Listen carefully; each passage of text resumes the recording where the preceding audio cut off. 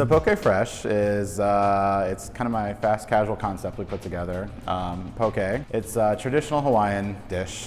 Started back in the 70s. Way back then, it was kind of the fishermen would come in, they would kind of sell whatever fish they could at market, and whatever was left over, they'd kind of cut up, chop into little cubes, which is actually the word poke, Hawaiian, to cube or to cut. They would put it in marinade, kind of let it sit overnight, kind of soak in all that flavor. Then they would mix it with whatever vegetables they had laying around, and that was kind of the first poke way back in the day. Since then, it kind of moved to the mainland, to the West Coast first. Seattle, San Francisco were kind of the two first big areas. Made its way to the East Coast within the last probably 2 years. And then how I was introduced to it is my sister.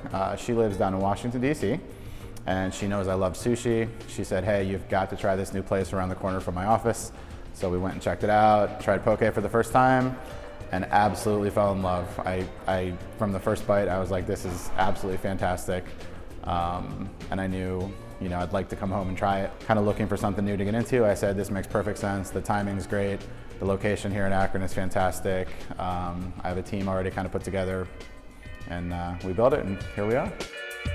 We call it a deconstructed sushi bowl. It's kind of like, imagine your favorite sushi restaurant meeting kind of Chipotle style and mixing in the middle.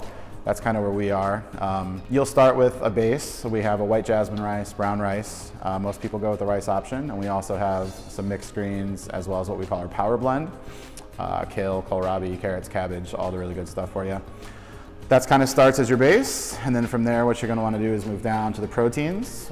We do have salmon and tuna, both sushi grade, and those are both raw. Spicy version of both of those.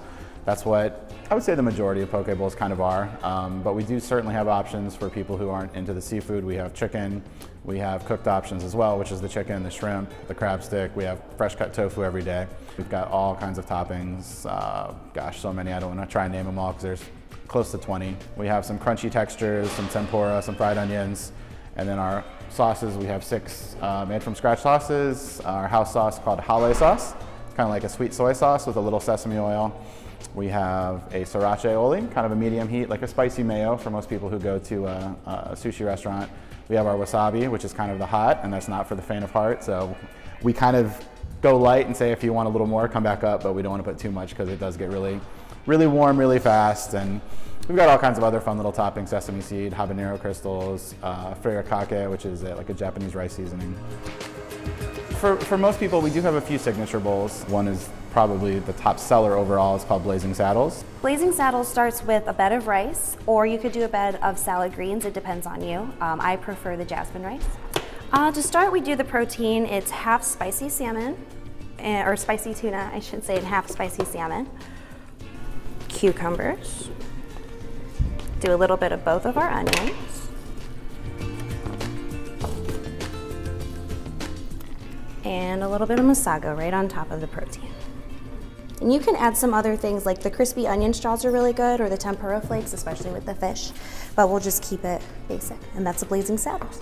I knew something, just when you have the feeling that this is it, and then I had it in DC and I said, yeah, this is it, this is what I want to do.